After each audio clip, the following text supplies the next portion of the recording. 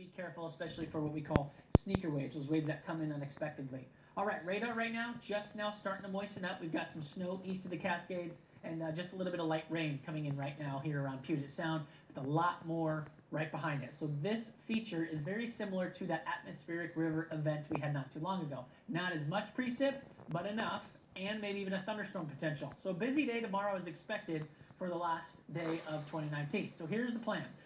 As we move into tonight, we're going to continue to see that rain picking up. We've got heavy rain up in the mountains. I'd hope to see snowfall, but unfortunately this is a warmer system, so the snow level jacks up to about 6,500 feet. We're going to keep snow up in the North Cascades. For the Central and South Cascades, everything above 7,000 feet will get snow, but a lot of our Cascade peaks aren't even that high, especially for ski resorts, I should say. As we head into tomorrow evening, the rain's still coming in strong. We start to get a bit of a break around Seattle and a rain shadow. That might bode well for anybody out and about for New Year's Eve festivities, but we're still bringing in the onshore flow and scattered showers everywhere else. That will continue. We're going to keep rain in your forecast all the way through your midweek time frame. So for tomorrow's forecast, here's a look. We've got temperatures borderline 50 by the afternoon, cloud cover and rain pretty much at any given hour. The wind is now picking up into high gear. We're at 15 miles per hour coming in out of the south-southwest. That will continue overnight. In fact, it'll just pick up overnight. Look at how windy it'll be up in Oak Harbor. Friday Harbor as well. 20, 30 mile per hour, not out of the question. We can even maybe see 30-mile sustained winds around Seattle and parts of Puget Sound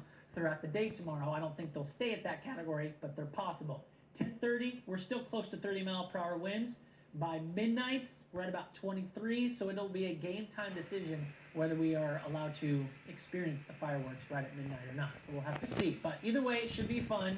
We got the laser show as a backup. Temperatures won't be too bad either, but that wind will be persistent, and then we'll keep showers in our forecast for that first full week of 2020. Back to you, All right, Sarah. Jordan, thank you.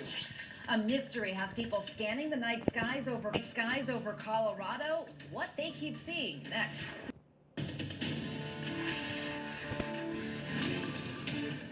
It's 10:30 and you're watching King 5 News. Look at this, a live look at the Space Needle right now. It looks like it's a light purple. It's been changing colors all night long. Crews are out there making last-minute preps for tomorrow's New Year's at the Needle show.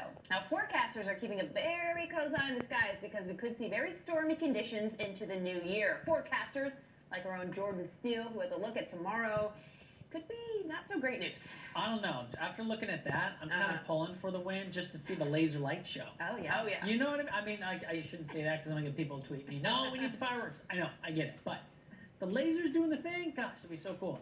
All right, so the plan for tomorrow is pretty much going to be wet. As you can see here, you've got temperatures actually trending a little bit more on the mild side. Upper 40s, low 50s, and that's because the orientation of the storm is much more mild than it is cold. So if you're heading out and about during New Year's Eve festivities, you got temperatures going from the upper 40s down into the mid 40s. The showers should be tapering off in Seattle, but there will be showers around. That's why I changed it to showers around. And of course, the wind will be picking up throughout the day tomorrow as well. So we've been talking a lot about that. That wind speed, I'm going to average at 15 to 30 miles per hour sustained winds. Gusts 30 plus are likely expected throughout the region. As we head into the midnight time frame, we're going to be right on that 25 mile per hour threshold in Seattle. So it will be a game time decision about whether or not to light the fireworks. Back to you. Jordan, thank you. A candlelight vigil was held tonight in White Settlement, Texas, to honor the 2 lives lost in a shooting at a church there. The suspect opened fire at the West Freeway Church of Christ yesterday morning. He was then killed by an armed volunteer church security guard. Several people gathered at the church vigil, as you see here, praying for the victims' families and singing with candles held high. I don't feel like I killed a human, I killed an evil. And that's how I'm coping with the situation. And that's Jack Wilson. He's the man who shot and killed the gunman inside the church. Wilson was at services when a man dressed in a long coat with a fake beard and wig began shooting. Seconds later, Wilson shot the gunman. Wilson conducts firearms training and practices for the church's security team. You don't know when something bad is going to happen or where it's going to happen. So what I tell my students, not just on the security team, but on just the regular students that are getting a license to carry, is you carry it anywhere and everywhere you legally can, because you never know when you're going to have to use it. And about 240 people were inside the church at the time. Federal prosecutors